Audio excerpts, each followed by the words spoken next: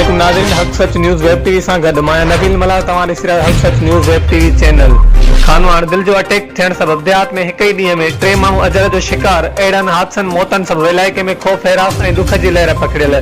तफ़सील मौजूद देहात जे मौजूद शख़्सियत हाजी नज़ीर अहमद सूमरो ऐं ज़मींदार काज़ी मक़बूल अहमद सूमरो जो भाउ आलिम दीन घराणे जो चिशम चिराग इंटरमीडिएट बोर्ड कराची जो officer Qazi Manzoor Ahmed Soomro, doctor Abdul Jabbar Rajput, police constable Zulfiqar Ali Rajput जो वालिद ऐं राजपूत बिरादरी जो मौजूद शख़्सियत अब्दुल हमीद राजपूत ऐं फज़ल मोहम्मद सूमरो जो भाउ पोरियत मोहम्मद रफ़ीक सूमरो दिल भेण सबबि लाॾाणो करे वियो, जिन जी निमाज़ जनाब सिराई अरशाद अहमद हरिया, मरहूम अली खोखर, वहीद अहमद नूह पोटो, जुल्फकार अली जलबाणी, परवेज़ हुसैन भंड ऐं ॿियनि सियासी समाजी मज़हबी शख़्सियतुनि ऐं इलाइक़े जे अवाम माण्हुनि वॾे अंग में शिरकत कई।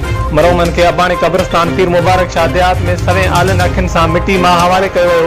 होॾों सोगारनि सां तेज़त जो सिलसिलो जारी आहे। रिपोर्टर आजिज़ इम्तियाज़ नूह पोटो, हक़ सच न्यूज़ वेब टीवी नेटवर्क खानवाड़।